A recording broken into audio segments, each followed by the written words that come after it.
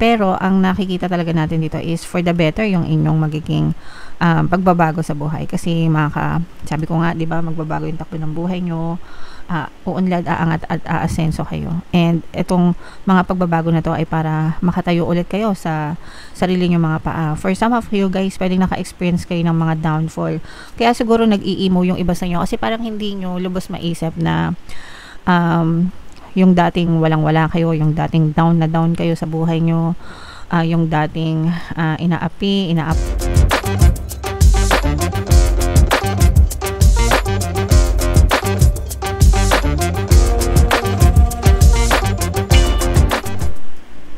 Hello guys, hello Leo, welcome back to Pinoy Pixie Tarot. Ang pamagat ng episode natin for tonight is mid-month kapalaran para kayong October 16 to 31 para sa Leo, Sun, Moon, Rising Sign, and Venus. So, unahin natin itong deck na to. Tingnan natin yung mga mensahe sa inyo mga kapixie.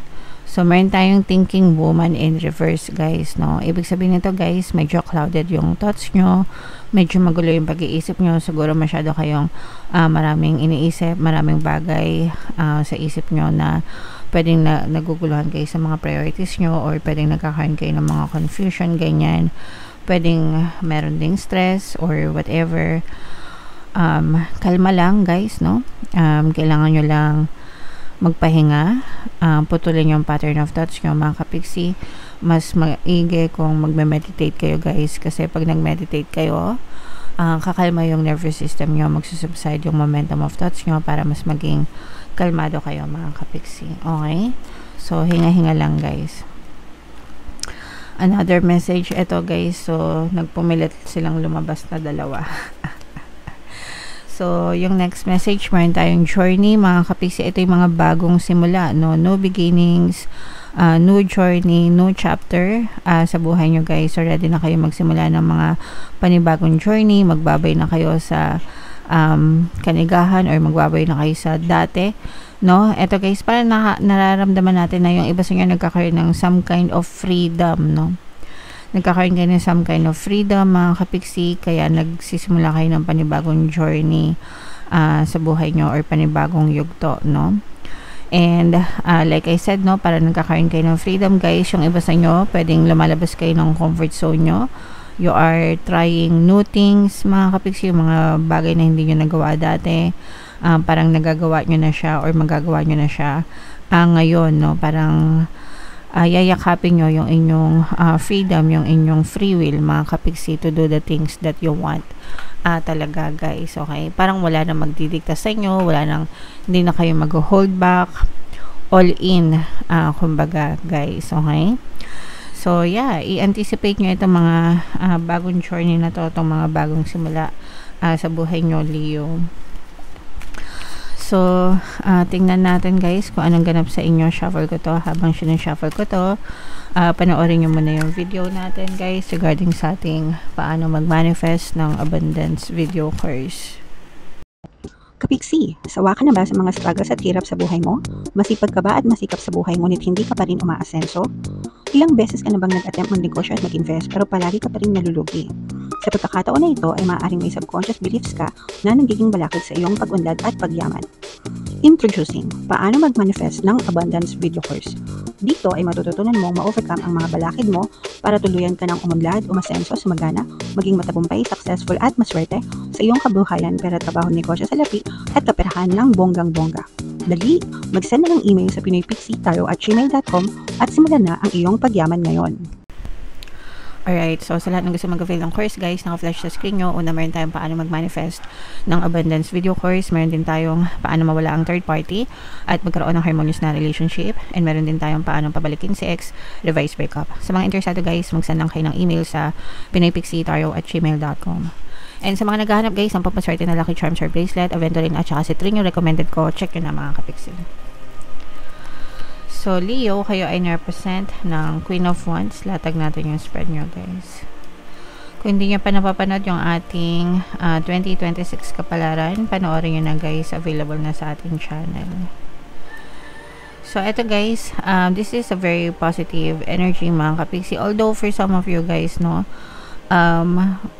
merong, yung iba sa inyo, guys, nagkakaroon ng some kind of emotional pain. Pero sabi ko nga sa inyo guys, no, you are freeing yourself, no? Nagkakaroon kayo ng kalayaan mula dito sa mga emotional pain na inyong pinagdadaanan sa buhay. Kasi for some of you guys, for the longest time, pwedeng meron kayong mga emotional pain na nakatago, no? Inaalagaan sa puso nyo, sa isip nyo. Pero sabi ko nga guys, you will free yourself, no, with these energies, and mas makakalaya ka na. So yung iba sa inyo guys, pwedeng nag-heal na kayo or nag-healed na kayo dito sa mga emotional pain na to. And if ever man na nakakaramdam pa kayo ng emotional pain, pwede kayo guys makinig ng ating Ho'oponopono and self-love na subliminal dito sa ating channel guys. Napaka-effective. Sobrang dami ng success stories niyan, so pwede nyo pakinggan yun mga kapiksim. And ito yung mga bagong simula guys, no? Sabi nga natin, 'di ba, you'll have a new journey sa buhay nyo. Yung iba sa inyo guys, parang makikipagsapalaran, no? New journey ito ng pakikipagsapalaran sa buhay. Parang ready ka na lumabas ng iyong comfort zone, ready ka na mag-try ng mga bagong bagay. Kung kayo ay nagpaplano mag-abroad or mag-move, no? This is transfer mga kapiksi. So kung pwedeng lumipat kayo ng ibang bansa, kung magtatrabaho kayo sa abroad, or lilipat kayo ng ibang trabaho, lilipat kayo ng ibang lugar, or lilipat ng bahay, ganyan. So there's movement here, no, as in transfer, movement, relocation yung nararamdaman natin, and doon kayo magsisimula ng bagong buhay nyo dun sa bagong lugar na pupuntahan nyo mga kapiksi. And napaka-promising nyan guys, kasi mararamdaman nyo yung pag-angat ng inyong pamumuhay once kayo ay nakalipat na. So may movement, may transfer, and meron din paglago, no? Merong pag-unlad, pag-asenso, and malayo, kumbaga mas maganda yung magiging kinabukasan mo if ever na you make that decision mga kapiksi. Magdadala ito ng bagong liwanag sa buhay nyo guys, no? And parang mas magiging mapayapa kayo, magkakaroon kayo ng peace of mind, mas tahimik, kung ano yung life na prefer nyo talaga guys. And like I said, no, mataas yung mararating nyo, magle-level up yung inyong pamumuhay, and mas lalo pa kayong magiging strong. Ito magko-contribute talaga siya sa inyong growth and development guys. Marami kayong bagay na matututunan dyan. So yeah, i-mind nyo na yan sa comment section, mga new journey, new beginning, mga bagong simula, relocation, pag-unlad, pag-angat, pag-asenso, no? Yan talaga yung energies na nararamdaman natin for you, Leo. So, what else guys? Tingnan pa natin. Meron ditong presence ng water sign, Cancer, Pisces, Scorpio. So, yeah. So these are definitely positive changes. Ito guys, kasi for some of you, no, meron tayong mga frustration sa buhay, which is, hindi naman bago ito. Kumbaga, meron talaga namang sa buhay natin. Minsan nga bigla na lang tayo nag-i-emo kahit hindi naman ka-emo, di ba?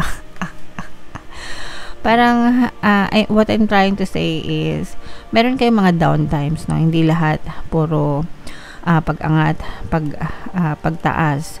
Sometimes maka-experience din kayo ng mga emotional na turbulence, kumbaga. Mga emo-emohan sa mga bagay-bagay. And that's fine kasi tao lang tayo, so hindi lahat ng bagay, tao, sitwasyon ay sumasang-ayon sa mga gusto natin, no? Sometimes merong mga kukontra or merong mga ma-experience kayo na hindi umaayon, but that's okay, no? Iiyak nyo lang mga kapiksi. Pero ang nakikita talaga natin dito is for the better yung inyong magiging pagbabago sa buhay, kasi sabi ko nga, 'di ba, magbabago yung takbo ng buhay nyo, uunlad, aangat at aasenso kayo. And itong mga pagbabago na to ay para makatayo ulit kayo sa sarili nyo mga paa. For some of you guys, pwedeng naka-experience kayo ng mga downfall. Kaya siguro nag-i-emo yung iba sa inyo kasi parang hindi nyo lubos maisip na yung dating walang-wala kayo, yung dating down na down kayo sa buhay nyo, yung dating inaapi, inaapak-apakan, ganyan. kayo na yung bida ngayon, no? Talagang umaangat na kayo, umuunlad na, umaasenso. And deserve niyo yan, mga kapiksi, kasi katas yan ng inyong hard work, guys. Okay?